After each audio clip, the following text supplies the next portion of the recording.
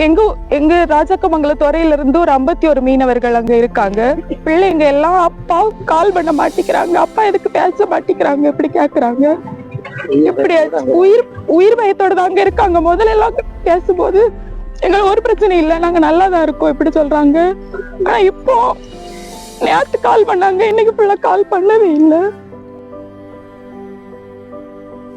எனது பெயர் மேன்லி, ராஜாக்கமங்கலத்துறை. எனது கணவர் ஈரான்ல பணிபுரிஞ்சிட்டு இருக்காங்க, கடல் தொழில்.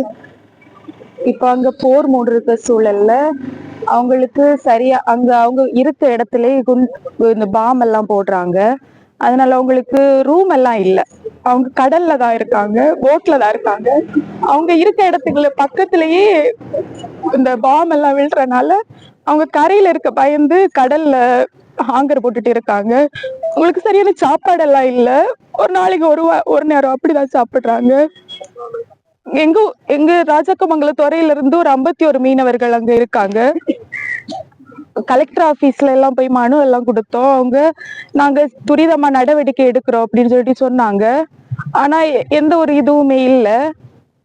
எப்படி அது மத்திய அரசும் மாநில அரசும் எங்க மீனவர்களை சீக்கிரமா கூட்டிட்டு வர ஒரு நல்ல முடிவை எடுங்க.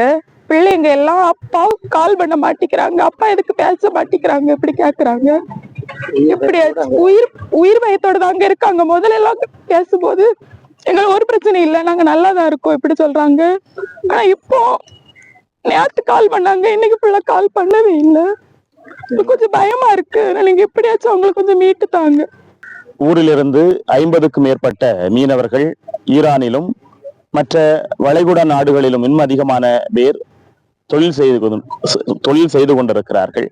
எனவே அவர்களை மீட்பதற்காக இந்த போர் மூண்ட சூழ்நிலையில் நாங்கள் ஏற்கனவே அரசியல் தலைவர்களையும் மாவட்ட ஆட்சியாளரையும் சந்தித்து மனுக்களை கொடுத்திருக்கிறோம். ஆனால் இன்னும் துரிதமாக அவர்களை மீட்டு வர முயற்சிகளை எடுக்க வேண்டும் என்பதுதான் எங்களுடைய கரிசனையும் அக்கறையுமாக இருக்கிறது. அரசு எதுவும் செய்யவில்லை என்று நாங்கள் சொல்லவில்லை. ஆனால் இன்னும் மிக விரைவாக துரிதமாக எங்கள் மக்களை எங்களோடு இணைப்பதற்கு வழியையும் முயற்சியும் எடுக்க வேண்டும் என்பதுதான் இந்த அடையாள போராட்டத்தினுடைய முக்கிய செய்தியாக இருக்கிறது. எனவே இதை காண்கின்ற ஒவ்வொருவரும் உங்களது செய்திகளை இதன் மூலமாக அரசுக்கு தெரிவிக்கவும், எங்கள் பிள்ளைகளை எங்களோடு இணைப்பதற்கு நீங்களும் அரசிற்கு அழுத்தம் கொடுக்க உங்களை அன்போடு கேட்டுக்கொள்கிறோம்.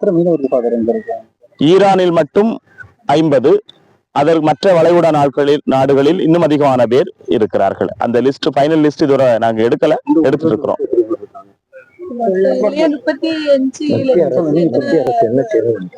மத்திய அரசு உடனடியாக ஈரான் அரசோடு பேசி இந்த எங்கள் மக்களை தாயகம் திரும்புவதற்கு ஏற்ற முயற்சியை எடுக்க வேண்டும்.